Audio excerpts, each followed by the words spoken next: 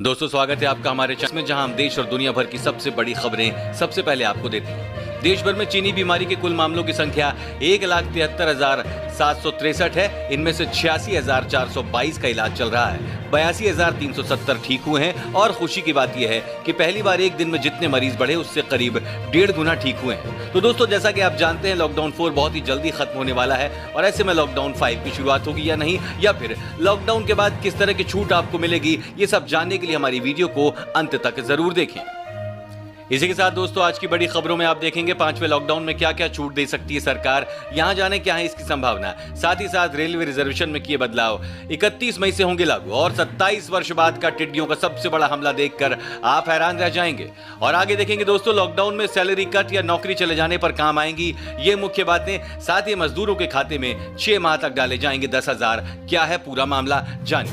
लेकिन उससे पहले इस वीडियो को बनाने में मुझे बहुत मेहनत लगती है और इस मेहनत के लिए वीडियो को आप एक छोटा सा लाइक जरूर कर दीजिए। फटाफट से ले चलते हैं आपको हमारी आज की सबसे पहली बड़ी खबर की तरफ। 5वें लॉकडाउन में क्या क्या छूट दे सकती है सरकार। देश में जारी लॉकडाउन को रोकने के लिए लॉकडाउन का चौथा चरण लागू किया गया है, जो कि 31 मई को पूरा हो रहा है। इसके बाद लॉकडाउन 5.0 को लेकर चर्चाओं का दौर शुरू हो गया है। हालांकि सरकार की तरफ से अभी इस पर कोई बयान नहीं आया है। 31 मई को मन की बात कार्यक्रम में प्रधानमंत्री नरेंद्र मोदी लॉकडाउन 5.0 पर भी बोल सकते हैं। आशंका है कि लॉकडाउन 5.0 मुख्य तौर पर 11 शहरों पर फोकस होगा। इसमें दिल्ली, मुंबई, बेंगलुरु, पुणे, ठाणे, इंदौर, चेन्नई, अहमदाबाद, जयपुर, कोलकाता और सूरत देश के 11 शहर हैं जहां बीमारी के सबसे अधिक मरीज हैं और देश के आर्थिक शहरों में शामिल हैं।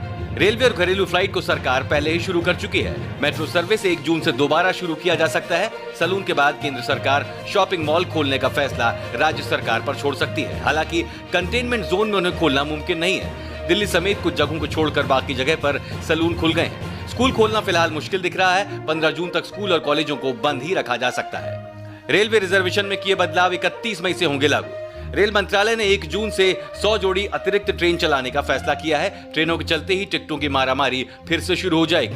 ऐसे में सभी पैसेंजर यही चाहते हैं कि उन्हें कंफर्म टिकट मिल जाए ताकि यात्रा के दौरान किसी भी प्रकार की परेशानी ना हो। यात्रियों की इन्हीं जरूरतों और सुविधाओं को ध्यान में रखते हुए भारतीय रेलवे ने एडवांस टिकट बुकिंग के नियमों में बड़ा फेरबदल किया है। यात्रा करने से पहले बदले हुए इन नियमों को जान लें ताकि आने वाले दिनों में आपकी यात्रा में कोई परेशानी ना हो। भारतीय रेलवे ने रेल यात्रियों के पक्ष में एक बड़ा फैसला लेते हुए कहा है कि अब यात्री अपने ट्रेन यात्रा से 120 दिन पहले टिकट बुक करवा सकते हैं। माना जा रहा है कि इससे यात्रियों को बड़ी राहत मिली है। साथ ही गौरतलब है कि अभी 230 ट्रेनों में ही टिकट बुक कराए जा सकते हैं, जिनमें 15 जोड़ी यानी 30 ट्रेनें पहले से ही संचालित हैं और 1 जून से 100 जोड़ी ट्रेनें यानी 200 अतिरिक्त ट्रेनें चलने वाली हैं।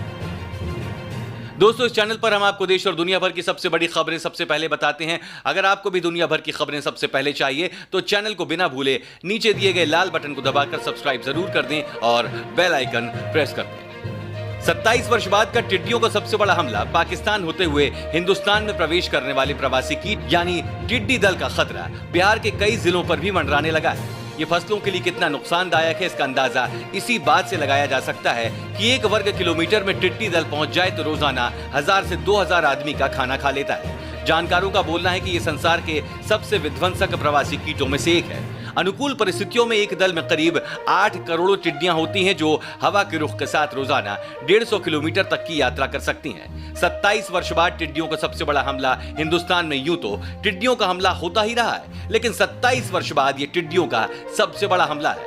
इससे पहले 1993 में टिड्डियों ने कई राज्यों में हमला किया था, जिससे करोड़ों रुपए की फसल बर्बाद हो गई थी। इस वीडियो को देखते रहिए दोस्तों, क्योंकि आगे आने वाला है सुप्रीम कोर्ट में दायर हुई याचिका, इंडिया का नाम बदलने की मांग। विस्तार से जानने के लिए बने रहिए।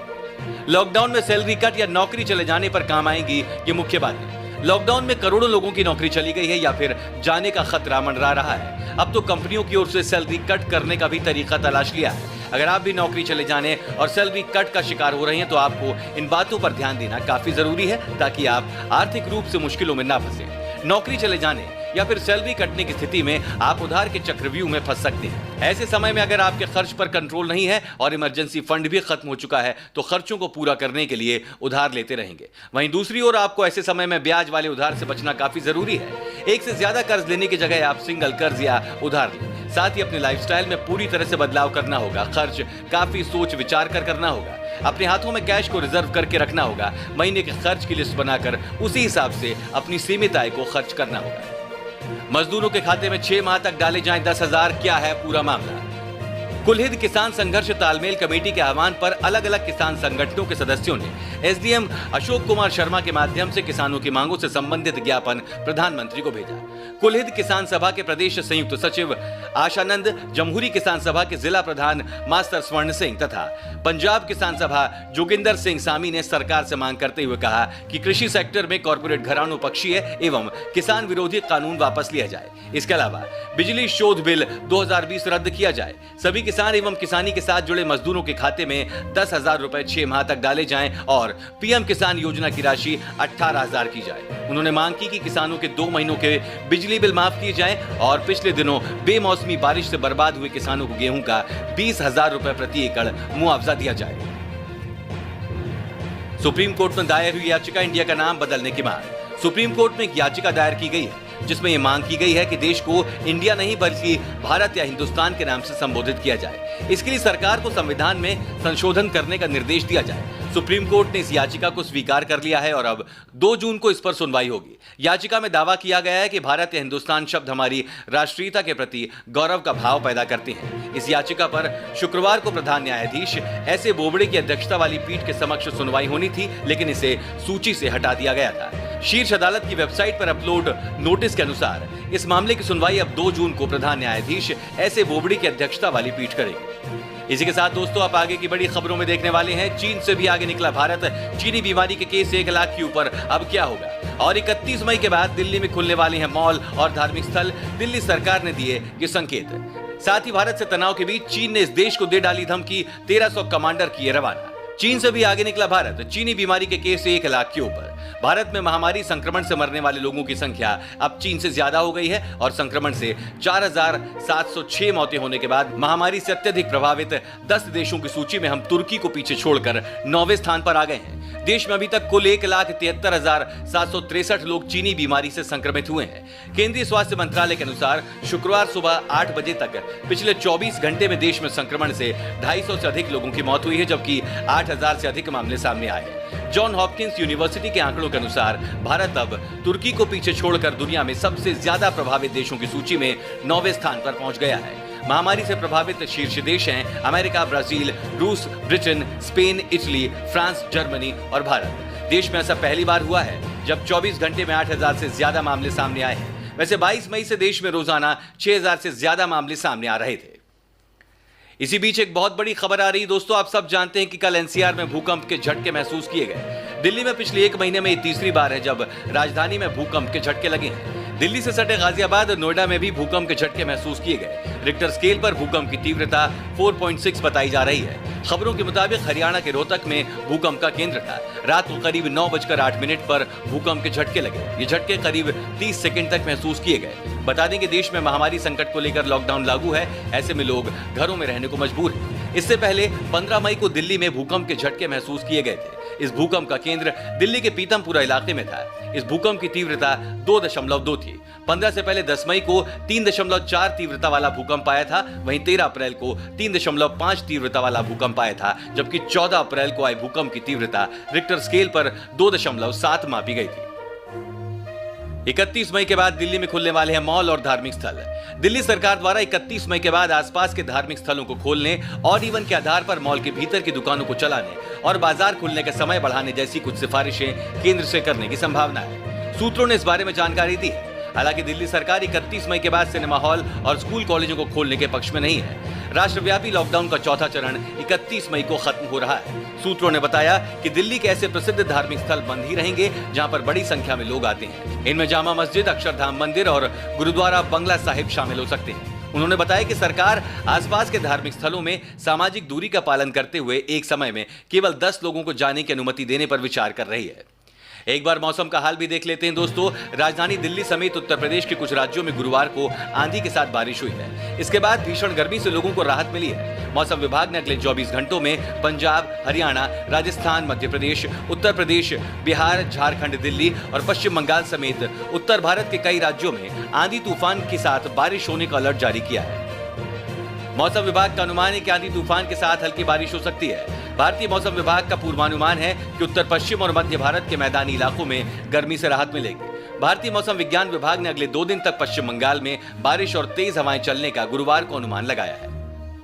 भारत से तनाव के बीच चीन ने इस देश को दे डाली धमकी, 1300 कमांडर किए रवाना। बता दें कि हिंदुस्तान के साथ तनाव और महामारी संकट को लेकर अमेरिका से गतिरोध के बीच चीन के राष्ट्रपति शी जिनपिंग ने बड़ा बयान दिया है। जिनपिंग ने सेना को निर्देश दिया कि वो सैनिकों की ट्रेनिंग को मजबूत करें और युद्ध के लिए तैयार रहें। ड्रैगन ने अपने आपा खो दिया और ऑस्ट्रेलिया को युद्ध की धमकी देने लगा है। इसी को देखते हुए यूएसए ने 1300 कमांडो ऑस्ट्रेलिया के लिए रवाना कर दिए हैं ताकि शांति बनी रहे। बता दें कि चीन ने ऑस्ट्रेलिया को युद्ध की धमकी इसलिए दी क्योंकि वे अमेरिका की मदद कर रहे हैं। मीडिया रिपोर्ट्स के मुताबिक चीनी बीमारी फैलाने को लेकर चीन की गलती पर ऑस्ट्रेलिया ने यूएसए का साथ दिया है तथा वायरस की उत्पत्ति कैसे हुई इसकी जांच करने की बात कही है। और इसी के साथ आप आगे देखने वाले हैं दोस्तों, भारत के 11 शहरों में 14 दिन बढ़ सकता है लॉकडाउन और चीन से मिले धोखे के बाद भारत से नेपाल ने बढ़ाया दोस्ती का हाथ। दोस्तों, यही 3 माह के बिल, किराए व ईएमआई से मिल रही राहत, जानिए कैसे। आम आदमी पार्टी ने महामारी संकट के कारण आर्थिक संकट झेल रही मध्यम वर्गीय व्यापारियों के लिए पंजाब सरकार से राहत मांगी है। आप नेताओं ने कहा कि 3 महीनों में व्यापार खत्म हो चुका है और जिंदगी को पटरी पर लाने के लिए 3 महीनों के बिजली के बिल, प्रॉपर्टी टैक्स, बैंक किश्तें, सीवेज, वाटर सप्लाई बिल जैसे खर्च करना मुश्किल है। आपके व्यापार और ट्रेड विंग की पंजाब प्रधान नीता मित्तल ने कहा कि दिल्ली में केजरीवाल सरकार आर्थिक मंदी झेल रहे परिवारों को लॉकडाउन में खर्च चलाने के लिए पैसों की मदद कर रही है। दिल्ली में ऐसा हो सकता है तो पंजाब में क्यों नहीं। पंजाब में कांग्रेस के पार्षदों ने अपने चहेतों को राशन बांटा और दूसरे गरीब नजरअंदाज हुए। पिछले 2.5 महीनों में बंद पड़े व्यापार के कारण मध्यम वर्ग के व्यापारियों को मुश्किल का सामना करना पड़ रहा है। आर्थिक तंगी झेल रहे व्यापारी बिजली के बिल, दुकानों का किराया और बैंक लोन की किश्त भर पाने में असमर्थ हैं। लॉकडाउन में राहत के बाद दुकानदारों को किराया देने के लिए दबाव बनाया जा रहा है। भारत के 11 शहरों में 14 दिन बढ़ सकता है लॉकडाउन। भारत के 11 शहरों में महामारी के मद्देनजर जारी लॉकडाउन 14 दिन के लिए बढ़ाया जा सकता है। हालांकि इसकी आधिकारिक घोषणा नहीं हुई है। उल्लेखनीय है कि लॉकडाउन 4 31 मई को समाप्त हो रहा है और इस बीच सरकार ने इस तरह की अटकलों को बताते हुए खारिज कर दिया है। इस बीच खबर है कि जिन प्रमुख शहरों में संक्रमण के ज्यादा मामले हैं वहां लॉकडाउन 5 भी आ सकता है। इन सभी शहरों में छुटपुट गतिविधियों की शुरुआत हो चुकी है, लेकिन फिर भी हालात अभी तक सामान्य नहीं हुए हैं। प्राप्त जानकारी के अनुसार दिल्ली, मुंबई, पुणे, ठाणे, इंदौर, चेन्नई, जयपुर, अहमदाबाद, कोलकाता, सूरत और बेंगलुरु समेत 11 शहरों में लॉकडाउन को बढ़ाया जा सकता है। उल्लेखनीय है कि अकेले महाराष्ट्र में 54,000 से ज्यादा कोरोना संक्रमण के मामले हैं। इनमें सर्वाधिक संख्या मुंबई है, जहां पे करीब 33,000 संक्रमित हैं। पुणे, ठाणे आदि शहर भी सबसे ज्यादा संक्रमित हैं। मुंबई में तो 1,000 से ज्यादा लोगों की मौत भी हो चुकी है। लॉकडाउन के बीच सस्ता हुआ सोना चांदी और सभी गहने, खास है ये मौका आप भी देखिए। लॉकडाउन 4.0 के अंतिम कारोबारी दिन शुक्रवार को सोना सस्ता हुआ है। बुलियन मार्केट में गुरुवार के मुकाबले शुक्रवार को सोने चांदी की कीमतों में गिरावट देखने को मिली। शुक्रवार सुबह 10 ग्राम 24 कैरेट सोने का मूल्य 46,819 रुपए पर आ गया। एक दिन पहले गुरुवार को ये 46,995 रुपए प्रति 10 ग्राम के रेट से बिका था। बाद में ये 46,929 पर पहुंच गया। पूरे दिन में सोना 66 रुपए कमजोर हुआ। वहीं सुबह चांदी जहां 35 रुपए कमजोर होकर 47,870 रुपए प्रति किलो थी, बाद में 530 रुपए प्रति किलो बढ़त के साथ बंद हुई। India Boolean and jewellers association की वेबसाइट सोने चांदी की औसत कीमत अपडेट करती है। सोनू सूद कर रहे हैं लोगों की मदद, विलन का रोल निभाने वाले आज बने श्रमिकों के लिए हीरो। पूरा विश्व इस समय चीनी बीमारी जैसी भयंकर बीमारी से जूझ रहा है। भारत में भी इस बीमारी का प्रकोप बढ़ता ही जा रहा है। इस वायरस को कम करने के लिए सरकार ने 31 मई तक लॉकडाउन किया है। लॉकडाउन की वजह से कई तरह की परेशानियों का सामना करना पड़ रहा है। हालांकि हर कोई अपने हिसाब से मदद कर रहा है। महामारी काल के संकट में एक्टर सोनू सूद मजदूरों, छात्रों और जरूरतमंदों की हर तरीके से मदद कर रहे हैं। हर कोई बॉलीवुड एक्टर सोनू सूद की तारीफ कर रहा है। बीते कई दिनों से प्रवासी मजदूरों को मुंबई से उनके घर पहुंचाने के लिए भी वे जमीनी स्तर पर काम कर रहे हैं। अब उन्होंने लोगों की मदद के लिए टोल फ्री नंबर और व्हाट्सएप नंबर भी जारी किया है, जिस पर लगातार लोग उनसे मदद मांग रहे हैं। टोल फ्री नंबर और व्हाट्सएप नंबर जारी करने के बाद सोनू सूद के पास परेशान मजदूरों और जरूरतमंदों के लगातार मैसेज, मिस्ड कॉल और कॉल्स आ रही हैं। इस बात की जानकारी खुद सोनू सूद ने सोशल मीडिया के जरिए दी है। सोनू सूद ने ट्विटर अकाउंट पर एक वीडियो शेयर किया है। इस वीडियो में उन्होंने दिखाने की कोशिश की है कि कितने लोग तेजी से उनसे मदद मांगने के लिए मैसेज और कॉल कर रहे हैं। चीन से मिले धोखे के बाद भारत से नेपाल ने बढ़ाया दोस्ती का हाथ। चीन के बहकावे में आकर नेपाल ने भारत के खिलाफ मोर्चा तो खोल दिया, लेकिन अब उसे अपनी गलती का एहसास हो रहा है। चीन से मिले धोखे के बाद नेपाल को कोई रास्ता नहीं सूझ रहा है। नेपाल अब भारत के सामने गिड़गिड़ाने को मजबूर है। नेपाल भारत के साथ बातचीत के लिए बेताब है। भारत ने जबरदस्त कूटनीति का नमूना पेश करते हुए सीमा विवाद के मुद्दे पर चीन और नेपाल को एक साथ कदम खींचने पर मजबूर कर दिया।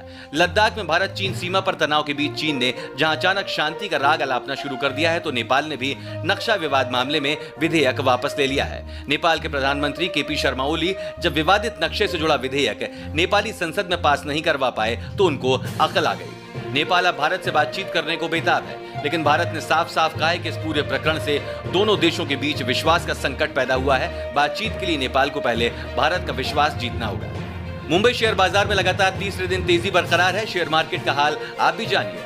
मुंबई शेयर बाजार में लगातार तीसरे दिन तेजी बरकरार रही। सप्ताह के अंतिम कारोबारी दिन शुक्रवार को सेंसेक्स और निफ्टी बढ़त के साथ बंद हुए। एचडीएफसी, आईटीसी और हिंदुस्तान यूनिलीवर के शेयर्स में बढ़त से बाजार में सकारात्मक माहौल है। सेंसेक्स की कंपनियों में ओएनजीसी में सबसे अधिक 5% की बढ़त रही, जबकि Bajaj auto, ITC, Sun Pharma, Nestle India, L and T, Maruti, UltraTech Cement और हिंदुस्तान यूनिलीवर के शेयर भी ऊपर आए। दूसरी ओर Infosys, Axis Bank, Bharti Airtel, TCS और टाइटन के शेयर फिसले हैं। जानकारों के अनुसार कुछ विशेष शेयरों में गतिविधियों के अलावा विदेशी कोषों के प्रवाह से भी बाजार में घरेलू निवेशकों का भरोसा बढ़ा है।